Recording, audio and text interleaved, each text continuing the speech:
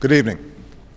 Tonight I want to talk about the debate we've been having in Washington over the national debt, a debate that directly affects the lives of all Americans. For the last decade, we've spent more money than we take in. In the year 2000, the government had a budget surplus, but instead of using it to pay off our debt, the money was spent on trillions of dollars in new tax cuts, while 2 wars and an expensive prescription drug program were simply added to our nation's credit card. As a result, the deficit was on track to top $1 trillion the year I took office. To make matters worse, the recession meant that there was less money coming in, and it required us to spend even more on tax cuts for middle-class families to spur the economy, on unemployment insurance, on aid to states so we could prevent more teachers and firefighters and police officers from being laid off. These emergency steps also added to the deficit. Now, every family knows a little credit card debt is manageable. But if we stay on the current path, our growing debt could cost us jobs and do serious damage to the economy. More of our tax dollars will go toward paying off the interest on our loans. Businesses will be less likely to open up shop and hire workers in a country that can't balance its books. Interest rates could climb for everyone who borrows money: the homeowner with a mortgage, the student with a college loan, the corner store that wants to expand. And we won't have enough money to make job-creating investments in things like education and infrastructure, or pay for vital programs like Medicare and Medicaid. Because neither party is blameless for the decisions that led to this problem, both parties have a responsibility to solve it. And over the last several months, that's what we've been trying to do. I won't bore you with the details of every plan or proposal, but basically the debate has centered around 2 different approaches. The first approach says, let's live within our means by making serious, historic cuts in government spending. Let's cut domestic spending to the lowest level it's been since Dwight Eisenhower was president. Let's cut defense spending at the Pentagon by hundreds of billions of dollars. Let's cut out waste and fraud in healthcare programs like Medicare. And at the same time, let's make modest adjustments so that Medicare is still there for future generations. Finally, let's ask the wealthiest Americans and biggest corporations to give up some of their breaks in the tax code and special deductions. This balanced approach asks everyone to give a little without requiring anyone to sacrifice too much. It would reduce the deficit by around $4 trillion and put us on a path to pay down our debt. And the cuts wouldn't happen so abruptly that they'd be a drag on our economy or prevent us from helping small businesses and middle-class families get back on their feet right now. This approach is also bipartisan. While many in my own party aren't happy with the painful cuts it makes, enough will be willing to accept them if the burden is fairly shared. While Republicans might like to see deeper cuts and no revenue at all, there are many in the Senate who have said, yes, I'm willing to put politics aside and consider this approach because I care about solving the problem. And to his credit, this is the kind of approach the Republican Speaker of the House, John Boehner, was working on with me over the last several weeks. The only reason this balanced approach isn't on its way to becoming law right now is because a significant number of Republicans in Congress are insisting on a different approach, a cuts-only approach, an approach that doesn't ask the wealthiest Americans or biggest corporations to contribute anything at all. And because nothing is asked of those at the top of the income scale, such an approach would close the deficit only with more severe cuts to programs we all care about, cuts that place a greater burden on working families. So, the debate right now isn't about whether we need to make tough choices. Democrats and Republicans agree on the amount of deficit reduction we need. The debate is about how it should be done. Most Americans, regardless of political party, don't understand how we can ask a senior citizen to pay more for her Medicare before we ask a corporate jet owner or the oil companies to give up tax breaks that other companies don't get. How can we ask a student to pay more for college before we ask hedge fund managers to stop paying taxes at a lower rate than their secretaries? How can we slash funding for education and clean energy before we ask people like me to give up tax breaks we don't need and didn't ask for? That's not right. It's not fair. We all want a government that lives within its means, but there are still things we need to pay for as a country. Things like new roads and bridges, weather satellites and food inspection, services to veterans, and medical research. And keep in mind that under a balanced approach, the 98% of Americans who make under $250,000 would see no tax increases at all. None.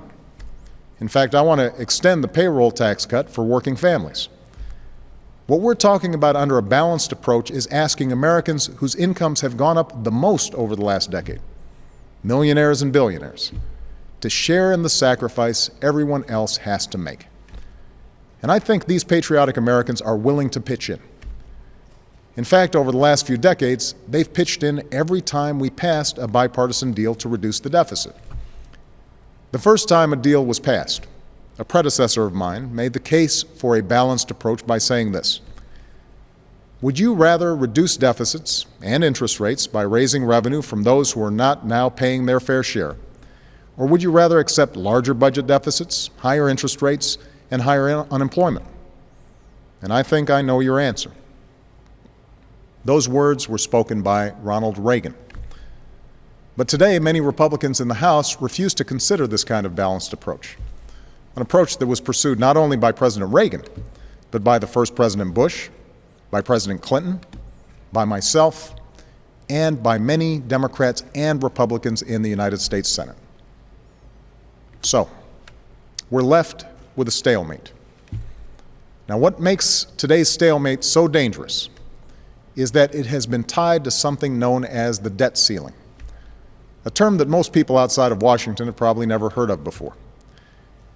Understand, raising the debt ceiling does not allow Congress to spend more money.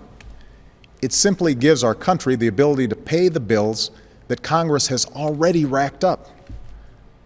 In the past, raising the debt ceiling was routine. Since the 1950s, Congress has always passed it, and every president has signed it. President Reagan did it 18 times. George W. Bush did it 7 times. And we have to do it by next Tuesday, August 2nd, or else we won't be able to pay all of our bills. Unfortunately, for the past several weeks, Republican House members have essentially said that the only way they'll vote to prevent America's first ever default is if the rest of us agree to their deep spending cuts only approach. If that happens and we default, we would not have enough money to pay all of our bills. Bills that include monthly Social Security checks, veterans benefits, and the government contracts we've signed with thousands of businesses. For the first time in history, our country's AAA credit rating would be downgraded, leaving investors around the world to wonder whether the United States is still a good bet. Interest rates would skyrocket on credit cards, on mortgages, and on car loans, which amounts to a huge tax hike on the American people. We would risk sparking a deep economic crisis, this one caused almost entirely by Washington. So defaulting on our obligations is a reckless and irresponsible outcome to this debate. And Republican leaders say that they agree we must avoid default. But the new approach that Speaker Boehner unveiled today, which would temporarily extend the debt ceiling in exchange for spending cuts, would force us to once again face the threat of default just 6 months from now. In other words, it doesn't solve the problem. First of all, a 6-month extension of the debt ceiling might not be enough to avoid a credit downgrade and the higher interest rates that all Americans would have to pay as a result. We know what we have to do to reduce our deficits. There's no point in putting the economy at risk by kicking the can further down the road. But there's an even greater danger to this approach. Based on what we've seen these past few weeks, we know what to expect 6 months from now. The House of Representatives will once again refuse to prevent default unless the rest of us accept their cuts-only approach. Again, they will refuse to ask the wealthiest Americans to give up their tax cuts or deductions. Again, they will demand harsh cuts to programs like Medicare. And once again, the economy will be held captive unless they get their way. This is no way to run the greatest country on earth. It's a dangerous game that we've never played before, and we can't afford to play it now. Not when the jobs and livelihoods of so many families are at stake. We can't allow the American people to become collateral damage to Washington's political warfare. And Congress now has 1 week left to act, and there's still paths forward. The Senate has introduced a plan to avoid default, which makes a down payment on deficit reduction and ensures that we don't have to go through this again in 6 months. I think that's a much better approach, although serious deficit reduction would still require us to tackle the tough challenges of entitlement and tax reform. Either way, I've told leaders of both parties that they must come up with a fair compromise in the next few days that can pass both houses of Congress, and a compromise that I can sign. I'm confident we can reach this compromise. Despite our disagreements, Republican leaders and I have found common ground before, and I believe that enough members of both parties will ultimately put politics aside and help us make progress. Now, I realize that a lot of the new members of Congress and I don't see eye to eye on many issues, but we were each elected by some of the same Americans for some of the same reasons. Yes, many want government to start living within its means, and many are fed up with a system in which the deck seems stacked against middle-class Americans in favor of the wealthiest few. But do you know what people are fed up with most of all? They're fed up with a town where compromise has become a dirty word. They work all day long, many of them scraping by, just to put food on the table. And when these Americans come home at night, bone-tired, and turn on the news, all they see is the same partisan three-ring circus here in Washington. They see leaders who can't seem to come together and do what it takes to make life just a little bit better for ordinary Americans. They're offended by that, and they should be. The American people may have voted for divided government, but they didn't vote for a dysfunctional government. So I'm asking you all to make your voice heard. If you want a balanced approach to reducing the deficit, let your member of Congress know. If you believe we can solve this problem through compromise, send that message. America, after all, has always been a grand experiment in compromise. As a democracy made up of every race and religion, where every belief and point of view is welcomed, we have put to the test time and again the proposition at the heart of our founding, that out of many, we are one. We've engaged in fierce and passionate debates about the issues of the day. But from slavery to war, from civil liberties to questions of economic justice, we have tried to live by the words that Jefferson once wrote. Every man cannot have his way in all things. Without this mutual disposition, we are disjointed individuals, but not a society. History is scattered with the stories of those who held fast to rigid ideologies and refused to listen to those who disagreed. But those are not the Americans we remember. We remember the Americans who put country above self and set personal grievances aside for the greater good.